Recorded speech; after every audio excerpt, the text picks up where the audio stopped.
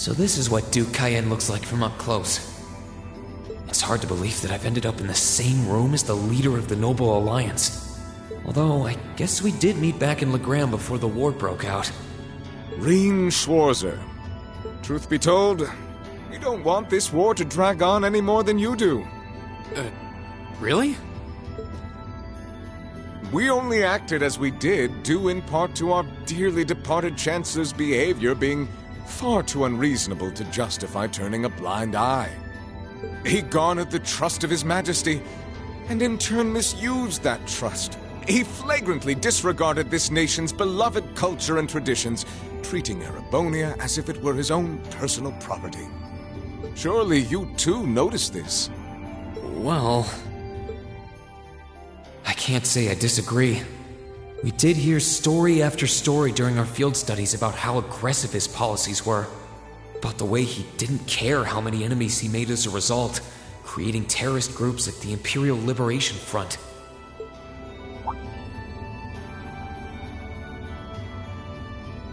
But as I said, the cause of our nation's ills is now gone. Now, all that remains is to turn back the hands of time just a touch, and the good old days of the Empire will be upon us once more.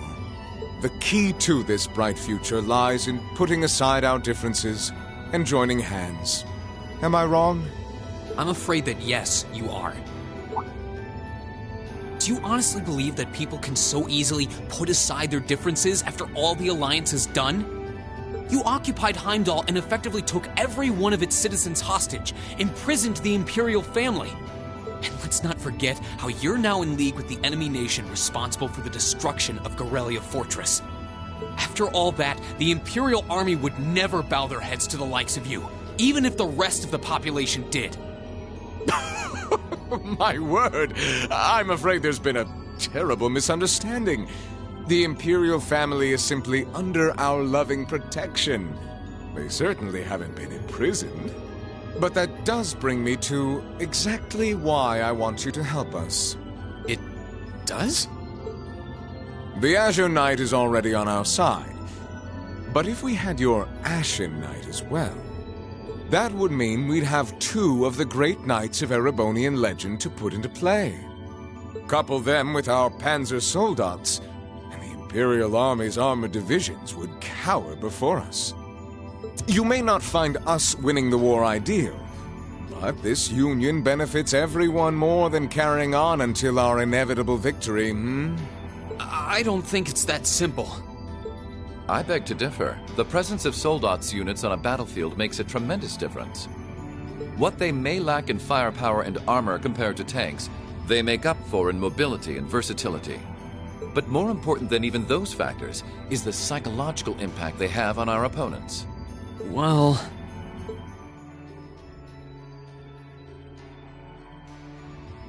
We're only human. As such, we are as captivated as we are terrified of giant beings bearing human form. And if that holds true even for mass-produced soldats made with modern technology, it will be all the more true for the divine knights of legend you and Crow possess. Can't argue with that logic. I will say it once more. Gileath Osborne is dead. And with his death, all that's left to be done is end this ridiculous war and return order to the Empire. Only then will everything be as it should. That includes both your pleasant academy life and the peaceful days of darling Elise and her friend the princess. Are you trying to... Whatever you ultimately decide, their safety is guaranteed. I would ask that you promise him this, if nothing else, Your Grace. But of course, I'm not a monster. Rufus... We may stand on opposite sides of this conflict, but I still sit on Thor's board of directors.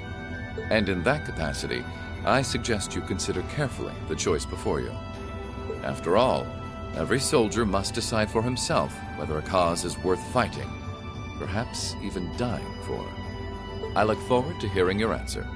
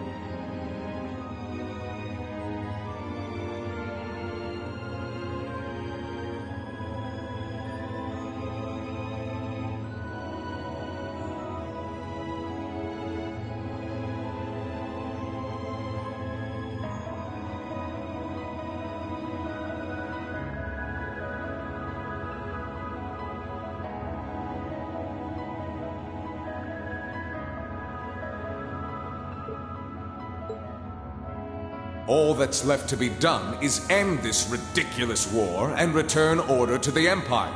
Only then will everything be as it should. That includes both your pleasant academy life and the peaceful days of darling Elise and her friend the princess. I suggest you consider carefully the choice before you. After all, every soldier must decide for himself whether a cause is worth fighting, perhaps even dying for. I look forward to hearing your answer. It's hard to argue that this war began because the noble faction went too far. But the longer it goes on, the more people are going to suffer. Am I really okay with that? If I join them, I could reduce the number of victims, be friends with Crow again, free Elise and Princess Elfin. No, this isn't that simple. Think, Rain, think! I was able to reunite with the others, but Elise and Princess Elfin are still in the Alliance's custody. What's the best thing I can do? This isn't just about me. What do all of us want to do? Keep racking your brain like that and smoke will start coming out of your ears.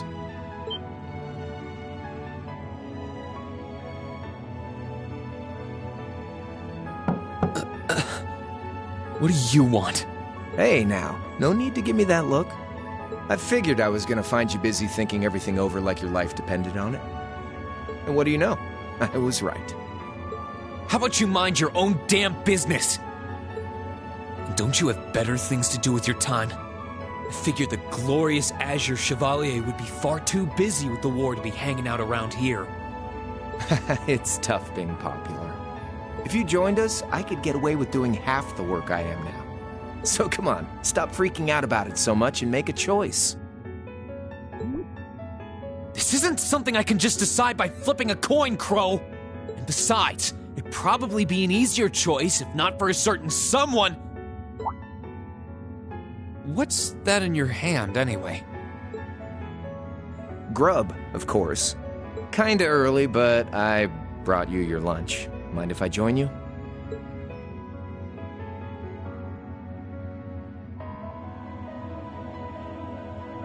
Hamburgers, fries, and onion rings, huh? I was expecting something more fancy like I had last night. Oh, that kind of food more your thing?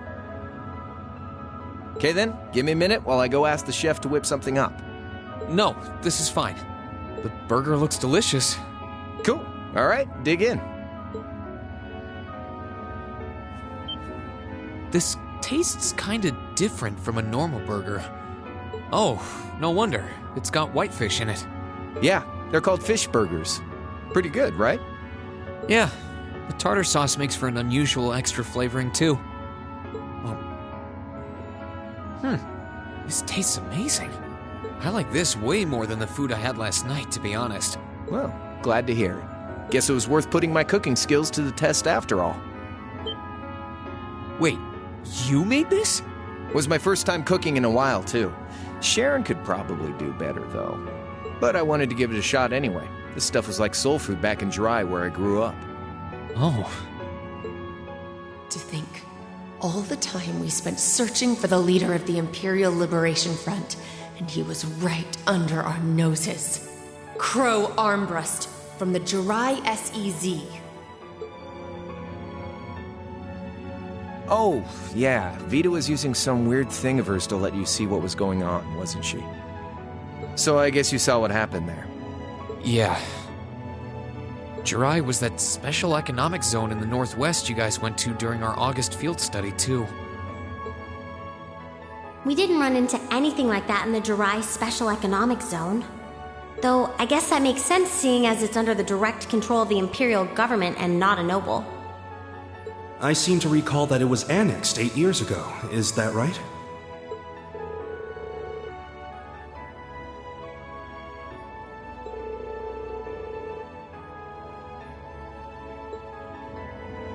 So you ended up going back to your old hometown then?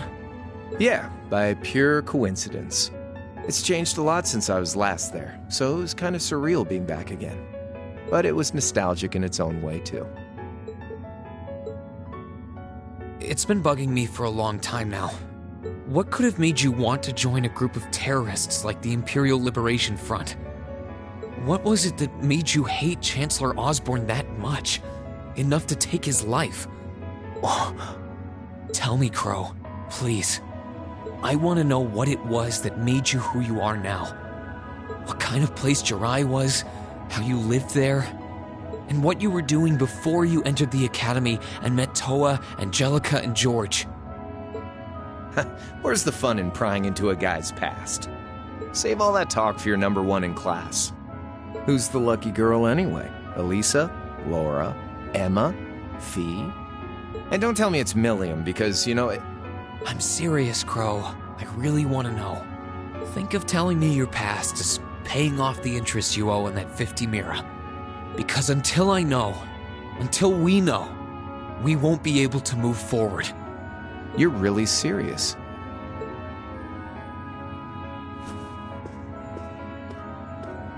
Crow? My past really isn't that big of a deal, It's got nothing on yours, that's for sure. If you find yourself thinking that's all when I'm done, well, I warned you. So, you really want to know? Yeah. Nothing you say will change my mind. Please, tell me. All right, you win. Like I said, it's just your run-of-the-mill sob story. Pick up any history textbook and you'll probably find a dozen others just like it. It's the kind of story that's so common no one bothers to remember it, like it never even happened. Back in those days, Jirai was known as Jirai City. It was a city-state off the coast of northwest Zemuria that prospered through maritime trade with West Erebonia, Northumbria, and Remiferia. It had a population of around 150,000 people, so it wasn't exactly a big place or anything. Because of that, the surrounding nations left it alone and let us live out our days in peace. We were pretty fortunate, all things considered. Until about 20 years ago. That was when the Northumbrian disaster struck, and much of the Principality of Northumbria was turned to salt. And as a result, trade on the northwest shore was reduced to virtually nothing. Day after day, Jirai's prosperity started to fade away. Still, it wasn't all bad. We had our fishing, our historic landmarks, our septium mines. We could make use of those to get trade going again, both to keep our state running and to help out Northumbria. In fact, the one who advocated that approach was the mayor, my grandfather. He was the last mayor Jirai City ever had. He was a stubborn old bastard, but he had this wry sense of humor, and was well loved by everyone. I lost my mom and dad early, so he was also my only living relative. He taught me just about everything a guy could know. He was like a mom, dad, and your old master rolled into one, I guess. Anyway, fast forward to 10 years ago. Out of nowhere, we received this proposal from the Erebonian government. They said they wanted to extend a railway line from Heimdall all the way to Jirai. We relied on the sea for trade before, but there wasn't any reason to believe we couldn't benefit from being connected to Heimdall by rail. The proposal drew overwhelming support from the city's council, and as a result, my grandfather was forced to accept. Within a year, the city had all of its old life back and then some. The streets were more bustling than ever. But keep in mind, this was the result of huge amounts of imperial capital flowing into the city. Land and buildings we once treasured were bought up left and right. Everything became a target for investment. People only cared about making money. Something similar supposedly happened in Crossbell too, but unlike there, no opposition existed in Jirai. My grandfather sensed something was off, and he tried what he could to get the situation under control. Then one day, someone blew up the railway line leading to Jirai. Everyone demanded that it be repaired as quickly as possible. Everyone except the imperial government. Instead, they panned our national security arrangements for being insufficient and threatened to withdraw all imperial capital. The city was left in an uproar like we'd never seen. Shares plummeted, and with no one able to ascertain the culprit's identity, chaos reigned. That was when he showed up. Chancellor Gileath Osborne, in his third year as representative of the imperial government, personally came to Jirai. We then received a second proposal. The restoration of the railway and its future security will be seen to by the Imperial Army. In return for our continued assistance in safekeeping, Jirai will come under the wing of our glorious empire and attain even greater prosperity as a special economic zone. The timing was too good to be true, really. Realizing this, my grandfather staunchly opposed the idea. He tried everything he could to convince the city's council to reject the offer. Unfortunately, once you taste the sweet fruit of prosperity, it's hard to want to go back. The council, made up of influential merchants and all their greed, jumped at the offer. And tempted by the elimination of customs, together with the tax breaks from being an SEZ, many of the citizens did too. And during all that, they'd conveniently found a suspect behind the railway incident. My grandfather. He loved Jirai more than anyone, and up till then, its people loved him too. And yet, virtually overnight, he found himself facing the wrath of both the city's council and the citizens alike.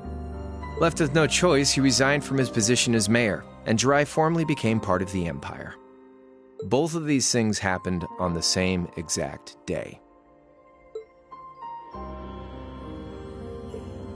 That was 8 years ago. Naturally, everyone knew my grandfather wasn't the one who did it. They knew who was really responsible.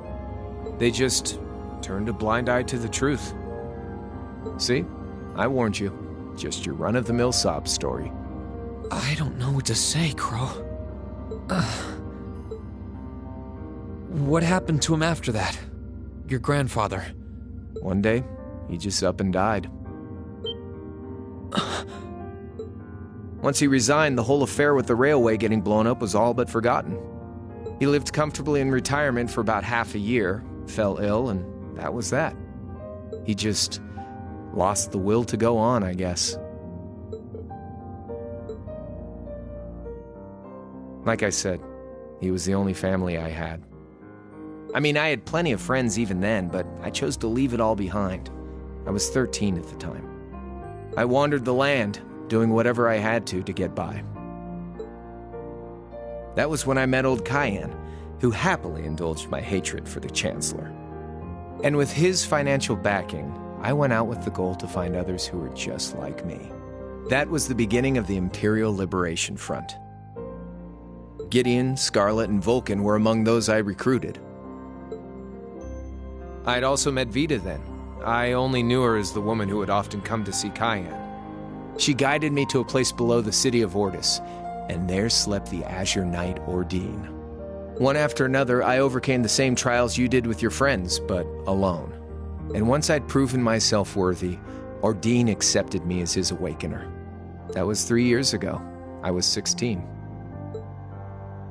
My preparations complete, I concealed my background and enrolled in a military academy near the capital. Everything I did for the sole purpose of taking the Chancellor's head.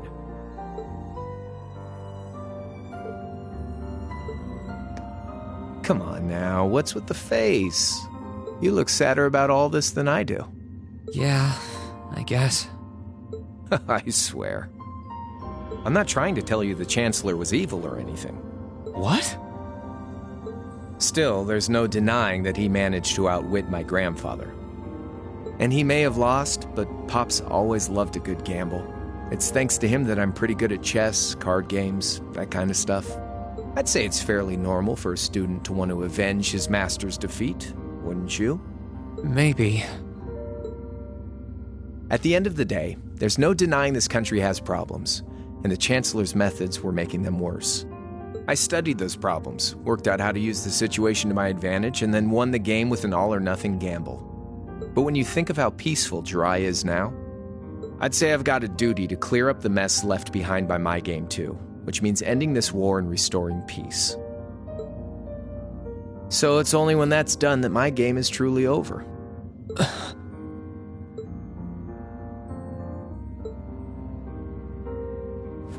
I don't want whatever your decision is to be influenced by my past, okay? Like Rufus said, you need to think long and hard about what it is you're fighting for.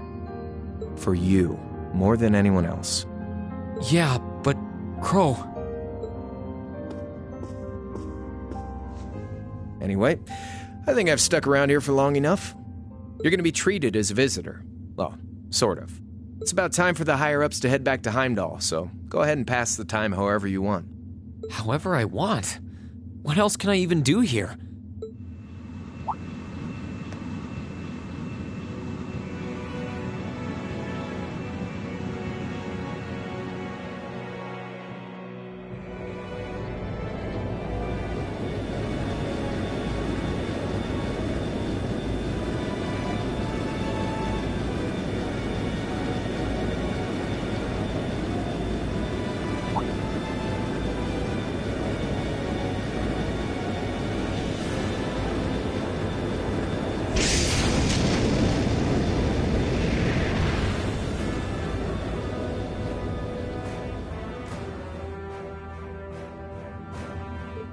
There'll be no guards outside your room, so if you want to try and escape, be my guest. Just keep in mind that some members of Ouroboros and Zephyr are on board too, not to mention me, Scarlet, and Vulcan. So if you're up for a gamble of your own, get ready to take all of us on. Sounds fun.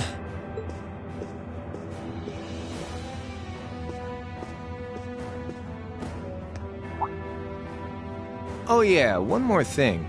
There's this real cute visitor in the guest of honor's room on the second floor. I think she'd perk right up if she saw you, so why not go pay her a visit? Just don't go making your girl jealous, okay?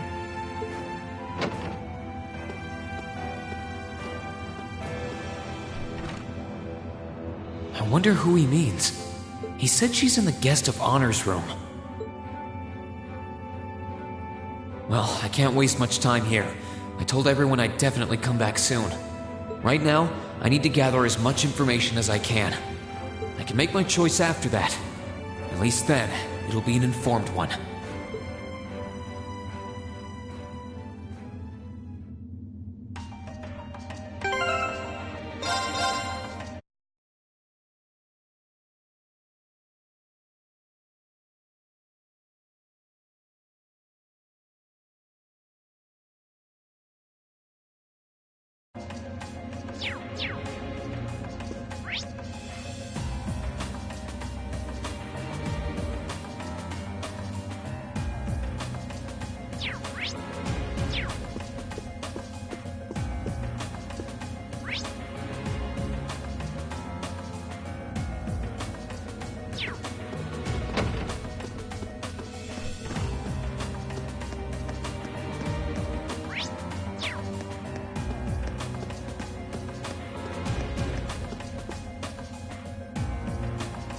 Huh?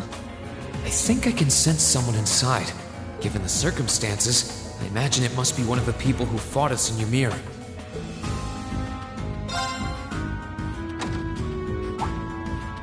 Huh? It's open.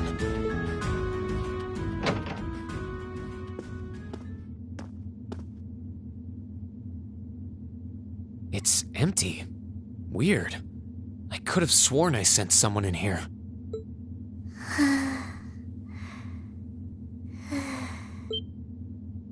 Oh.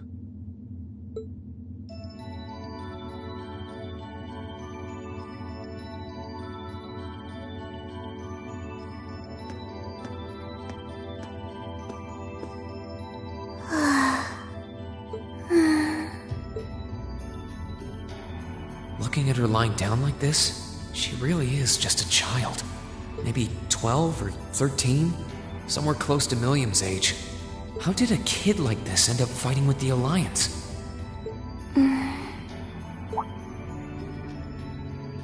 Who are you? Who's calling me? Is she talking in her sleep?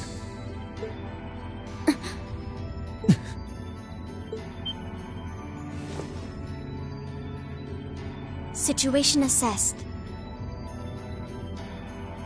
Location is a room inside the guest area of the Pentagram. 9 hours have passed since initial loss of consciousness. Guess she's sleeping comfortably enough here. Then again, she needs it at her age. She's got plenty of growing left. Wait. Huh? Good morning? Reen Schwarzer, why are you here? Unless my memories have been tampered with, I believe this room was solely allocated to me. Oh, it was. Sorry. If I'd known you were sleeping, I wouldn't have come in here. So you're an intruder then. Clown Soleus. No, it was just an innocent mistake. Whoa! Can we at least talk about this? No mercy for trespassers.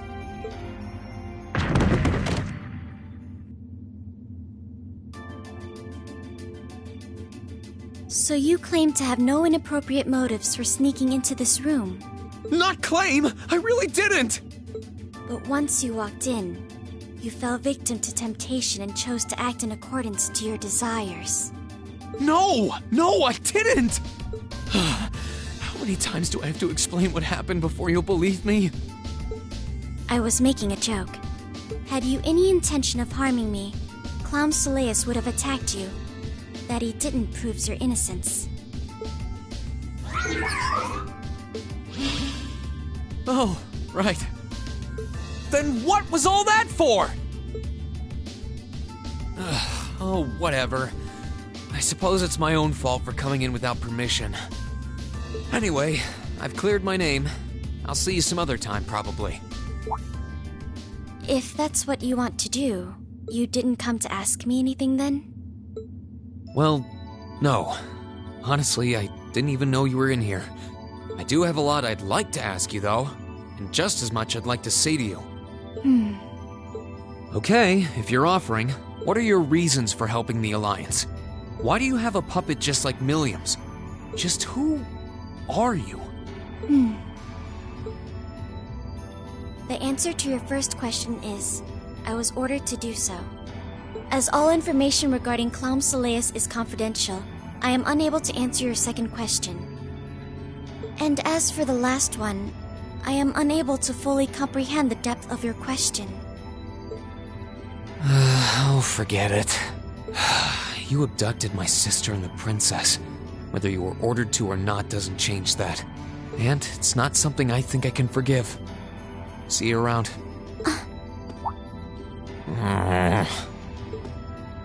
Sorry, that was probably too harsh. I can't pretend to know anything about your circumstances, but I do know that you didn't abduct them of your own free will. Anyway, with that said, I'll be going. Maybe we'll have a chance to talk again sometime. The Black Workshop. What?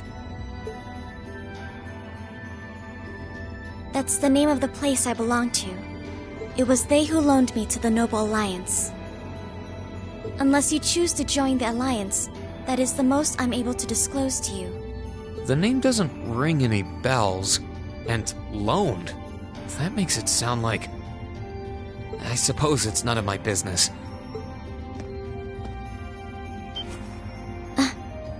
Thanks for telling me. I'll be sure to remember that name. I can't see doing so holding any real purpose for you. Incidentally, did you have any untoward motives behind what you just did? No, I did not.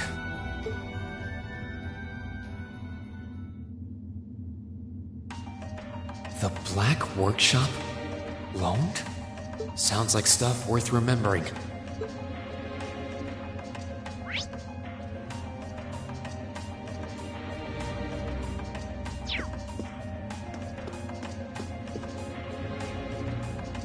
I can sense someone inside. What the?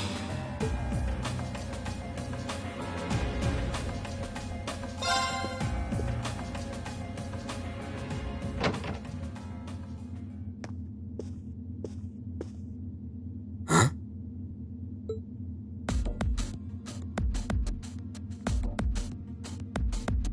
Oh, it's you. Forgot you were staying here too. Yeah. What was that? It's gone now, anyway. Maybe it was just my imagination. So what's up? I couldn't give a damn whether you joined the Alliance or not, to be honest. Oh, I didn't come here for any specific reason. Interesting. You mixed by any chance? Could I sit and talk to you for a while? What a pain in the ass.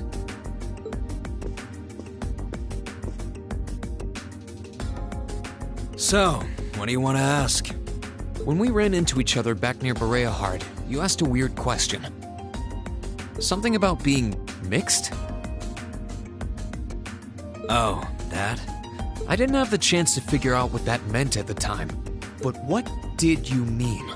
Don't know if I can even explain that one. It's just something you feel. What we've got mixed into us is obviously different in strength and nature. It's kinda hard to put into words. Yeah, seems that way. I know you're not trying to confuse me on purpose, but I really can't wrap my head around what you're saying. Just watch. Huh? There's no trick to it. I'm not using an ornament, it's not magic. And I'm not using an artifact either. I just will fire to appear, and it does. So it's just a totally unnatural ability? Yeah, I guess you could say that. Something that just gives you results, without the processes you'd usually have to go through to obtain them. You've got one too, right?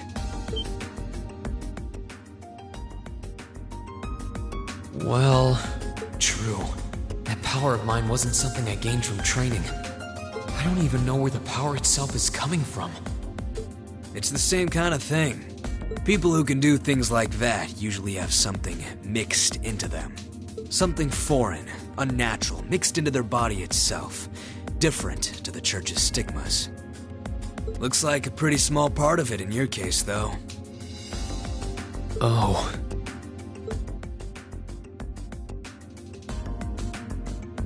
There, huh? Anyway, I couldn't tell you how, where, or why whatever it is got mixed into you. Sure you've got more questions, but sorry. I can't answer them. No, it's okay. You've answered enough already. I feel like I understand myself a little better now, actually. Good for you, I guess. So, we done now? Yeah, thanks for your time. Oh yeah, so how much of you is unnatural?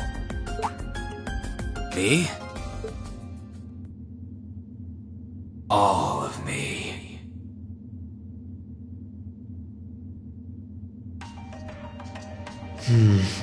His circumstances seem very different from mine. Guess all I can do is remember what he said. Maybe there will come a time when it'll all make sense. I'm sure one day I'll find out what this power of mine is. What the story behind me being given this power as a kid is. One day.